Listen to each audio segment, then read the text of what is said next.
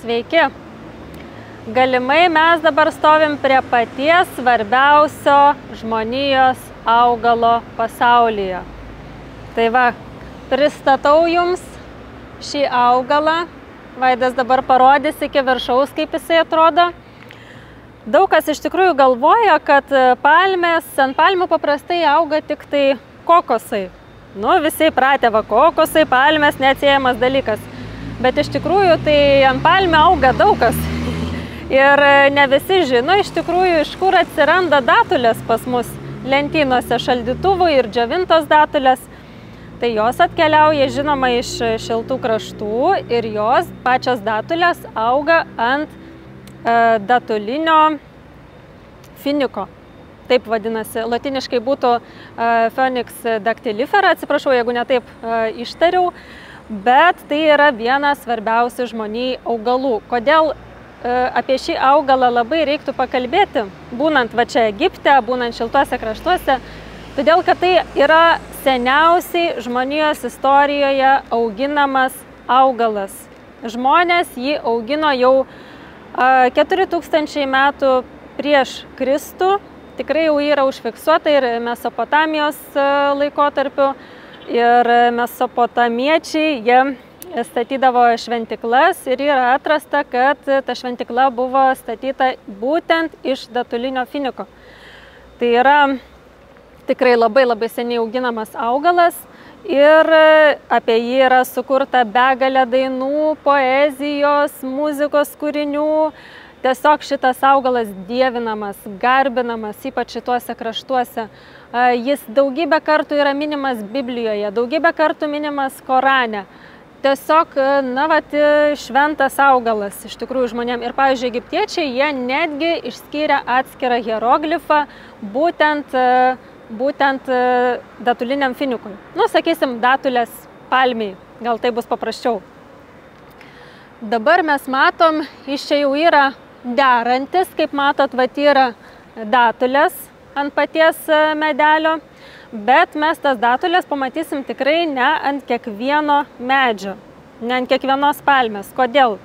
Visų pirma, tai dera ne iš karto, kai pasodinam, aišku, medeliui reikia užaugti, jam reikia kažkur tai 7-8 metų, kad jis jau tai pradėtų normaliai derėti po truputėlį.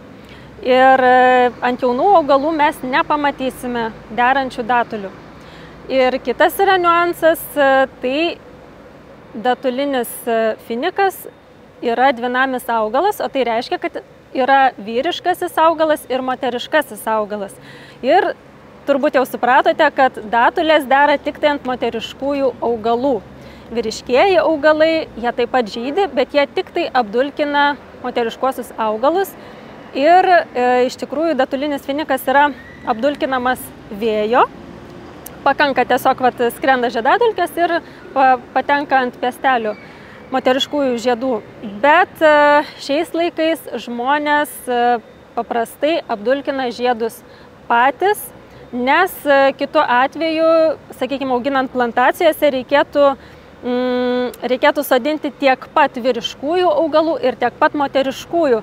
Ir kamgi sodinti daugybę vyriškųjų augalų, jeigu jie nederės? Tai tiesiog užima žemės plotą ir neapsimoka.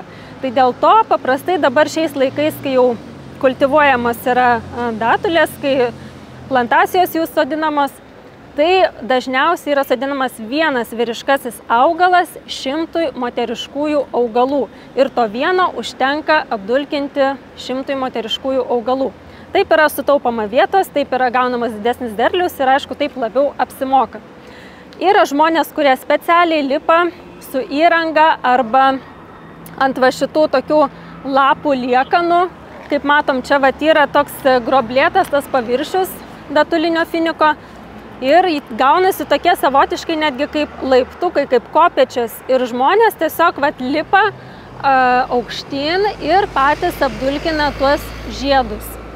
Nes tada, aišku, ir didesnis derlius, kai viskas ranka yra daroma. Dabar, kas bus, jeigu mes pabandysime pasisėti iš sėklos datulinį finiką? Tai, aišku, tai buvo daroma daugybę kartų tiek čia, tiek Lietuvoje. Lietuvoje irgi žmonės bando auginti datulinius finikus ir vat iš nukritusių va tokių, iš parduotuviai suvalgytų datulių, va čia mes matom, va nukritusių yra, čia paukščiukai turbūt numetė dar netyčia, šiandien kaip tik matėm kažkoks kranklys ar varna kažkokia, tai skrido vat ir valgė ir nukrito čia porą. Tai va, žmonės tiesiog išsima seklytės iš vidaus, nu tos kauliukus, čia kaip ir kaulavaisis. Va, ir viduje mes matome didelį kauliuką. Tai va tą kauliuką galima pasodinti į žemę, geriausiai drėgną žemę.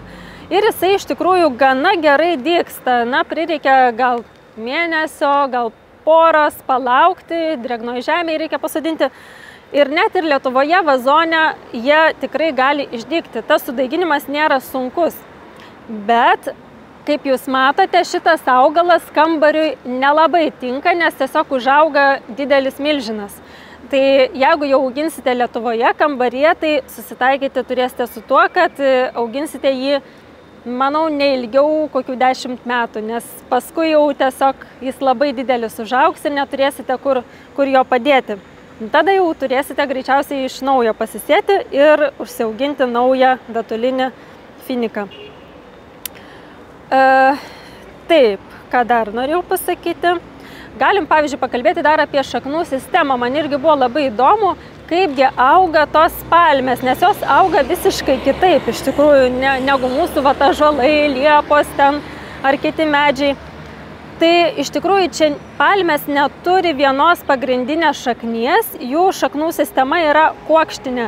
Tai yra, eina į šonus ir į gylį tiesiog daugybė šaknelių. Nėra vienos kažkokios pagrindinės šaknies, kuri kaip inkaras, kuri laikytų medį. Ne, jinai maždaug 2 metrai į šoną, 2 metrai į gylį būna va tas pagrindinis kuokštas. Na, bet yra pastebėta, kad netgi už 25 metrų buvo rastos vat vieno individo, vieno augalo šaknis. Tai jisai gali netgi tiek išsiplėsti į tolį ir į gylį, bet, vat, kaip sakiau, pagrindinė šaknų sistema telkėsi aplink kamieną. Na ir jinai tokia kaip ir sutvirtina, šiek tiek irgi tą dirvožemį, tokia gana tankytas šaknų sistema. Ir, na, tos palmės, kaip matom, jos taip nebijo vėjo ir nėra išvartomos. Tai visai neblogai laikosi. Iš tikrųjų, šitas augalas, jisai taip vat dykumoje iš nieko jisai neauga. Todėl žmonės datulinius finikus sodindavo. Ir juos reikia prižiūrėti, juos reikia laistyti, jeigu norim, kad jie augtų. Nes, na, Egiptas praktiškai yra dykuma, išskyrus ten Nilo deltą, aplink Nilą pakrantės. Na, o dykumoje, aišku, nelabai nori kas augti.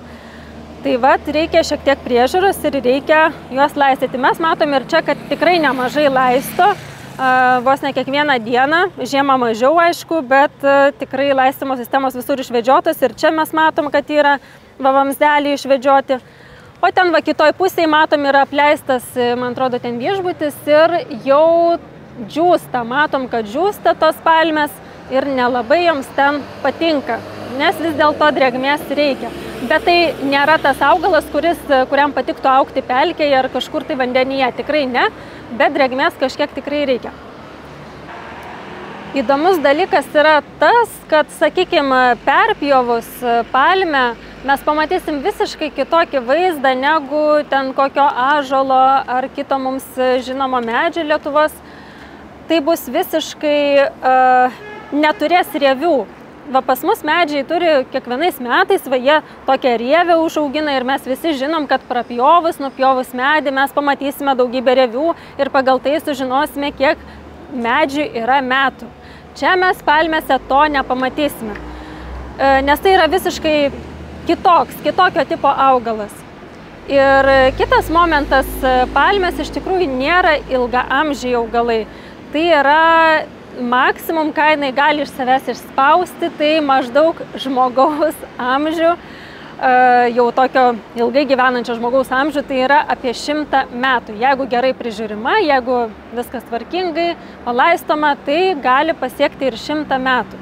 Bet paskui jinai tiesiog vis tiek nunyks, nes tikrai nėra ilgaamžis augalas. Čia mes matome jauną datulinį finiką. Iš tikrųjų, jų čia pasodinta yra labai daug, nes tai yra gana nereiklus augalas lyginant su kitais. Aišku, lengviau jį prižiūrėti negu veją, nereikia nuolatos pjauti, bet vis tiek priežiūros, aišku, yra ir tuos pasenusius lapus ar kokius nugeltusius, matot, žmonės vis nupjauna. Čia tiesiog yra tokia priežiūra, ją reikia nuolatos genėti. Svarbu jokiais būdais nenugenėti pačios viršūnės, vidinių lapų nenugenėti, nes tada augalas žus. Ten yra jo širdis, galima sakyti, viduryje. Ir čia matom, kad auga ir iš šonų. Būna, kad datulinis finikas išauga ne vieno kamieno, būna 2, retais atvejais galbūt ir 3 gali būti kamienai netgi iš vieno augalo.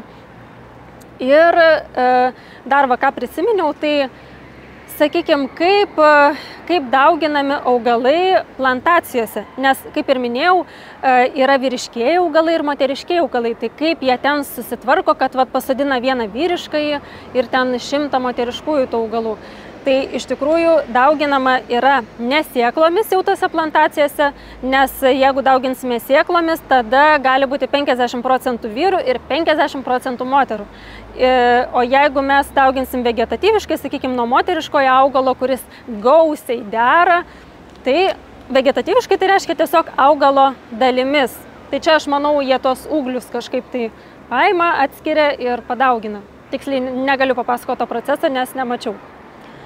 Taigi dauginama vegetatyviškai ir tada jau yra garantuotai, kad mes tikrai turėsime tuos augalus, kurių norime, tą veislę, kurios norime, nes iš tikrųjų datulinio finiko yra labai daug visokiausių veislių, varietetų ir tos datulės, sakykime, irgi kai brandinamos, tai žmonės turi apsaugoti jas nuo paukščių, nuo įvairių žvėrelių, tiesiog netgi būna apdengia tokiais maišais arba kažkokiu tai audiniu, kad išsaugotų derlių. Ir paprastai derlius yra nuskinamas anksčiau šiek tiek ir tiesiog jau brandinamas nuskinus.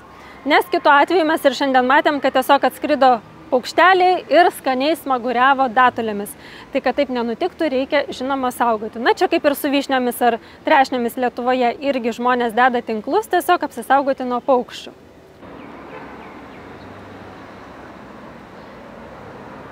Tik nesuklyskite, ne visos Egipte sodinamos palmės, toli gražu ne visos yra datuliniai finikai.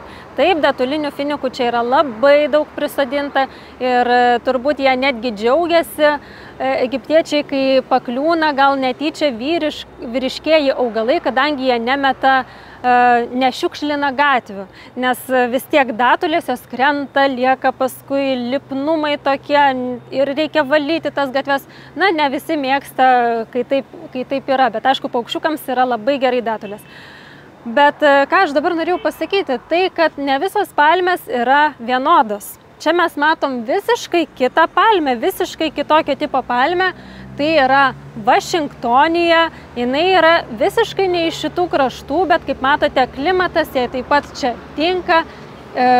Jos lapai yra visiškai kitokie, labiau tokie vėduokliniai, primena vėduoklės, tikrai labai gražus, labai dekoratyvūs lapai ir tokie netgi siūlai nukarę kabo, kaip matot.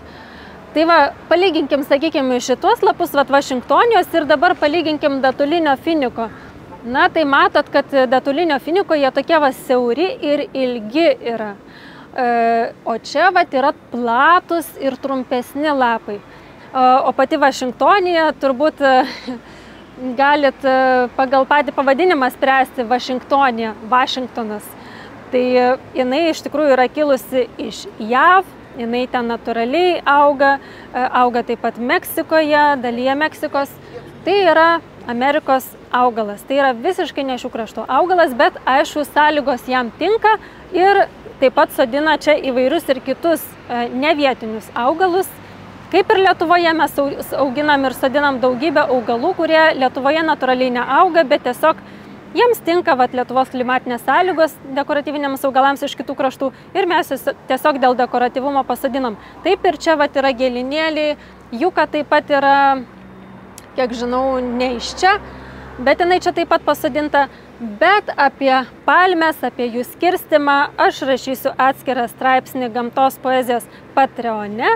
Tai kviečiu užeiti, prenumerata simboliškai mokama ir tuo pačiu paremsite šį kanalą ir bus jums labai dėkinga.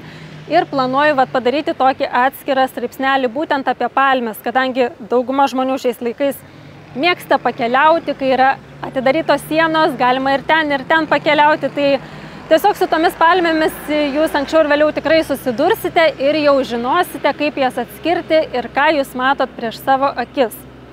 Tai va, o dabar dar šiek tiek sugrįžtame prie datulinio finiko. Nepaminėjau labai svarbių dalykų, kad nuo senų senovės šitas augalas buvo sunaudojamas visas.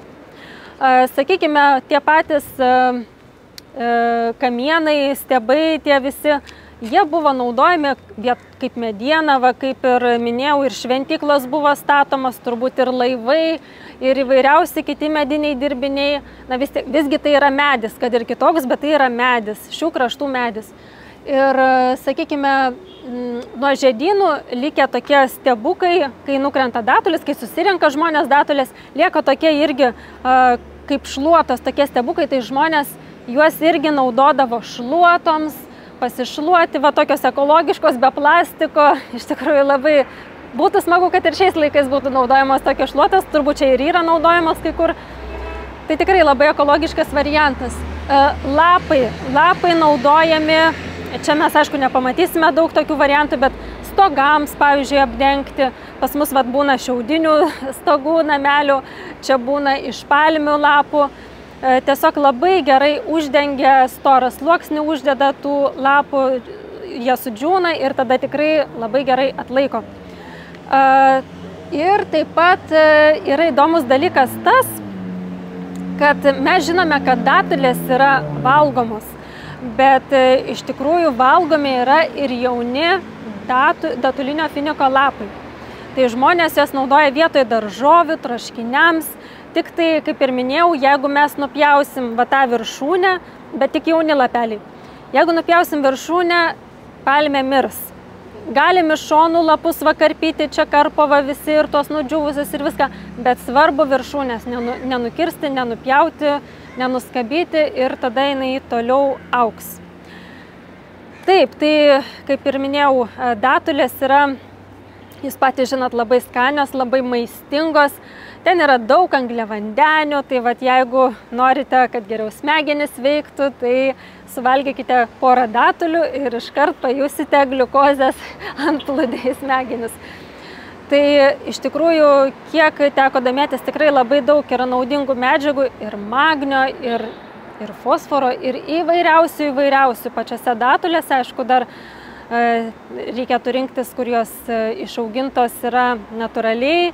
Šiais laikais į Lietuvą atkeliauja labai daug datulių, kurios būna išmirkytos gliukozės sirupe. Na, man tai atrodo iš tikrųjų keista, kai pats iš savęs saldus vaisius, saldi, uoga, kaulavaisis, kai dar yra išmirkomas papildomai sirupe. Na, man tai yra nesąmonė, nes jinai pati iš savęs labai saldi. Ir nuo senų senovės žmonės iš datulių darydavo įvairiausius desertus, prikimždavo riešutų į vidų, prikimždavo visokių kitokių įdarų. Ir tai iš tikrųjų net ir datulė, pavyzdžiui, islamiškame pasaulyje yra toksai kaip svarbus vaisius, uoga, kadangi tai čia vyksta toksai ramadanas, berods vadinasi, bijau dabar suklysti, bet po pasninko pirmas maistas, kurį gali suvalgyti musulmonai, tai yra būtent datulė. Čia turbūt taip yra sakoma Korane, kad taip reikia daryti. Ir tiesiog jie privalo augintis tas datulės ir kad turėtų ką suvalgyti po ramadano. Tai turbūt čia būtų tokie pagrindiniai dalykai apie datulinį finiką. Aišku, plėstis dar būtų galima be galo daug ir labai įdomių dalykų ir istorinių faktų yra apie šį augalą. Bet tiesiog labai norėjau, kad jūs susipažintumėt bent šiek tiek pajustume tą dvasią, kad tai nėra tiesiog šiaip kažkoks pasodintas augalėlis. Tai yra augalas siekiantis Mesopotamijos laikus, mūsų ištakas, civilizacijos ištakas. Ir šitą augalą žmonės labai gerbė, labai saugojo ir iki pačių dienų, kaip matote, jis yra auginamas, sodinamas žmonių ir veda vaisius ir yra gausiai naudojamas. Tai va, šiam kartui tada būtų tiek. Tikiuosi, kad buvo įdomu, kad sužinojote kažką naujo ir kviečiu, jeigu patiko, paspausti patinka, pakomentuoti, gal dar žinote kažką apie datulinį finiką įdomaus, parašykite. Taip pat kviečiu užsiprenumeruoti šį Gamtos poezijos kanalą, jeigu to dar nepadarėte. Na ir žinoma, būsiu dėkinga tiems, kurie parems šį kanalą Patreone. Nuoroda bus aprašyme. Tai ačiū, kad žiūrėjote ir iki kitų kartų.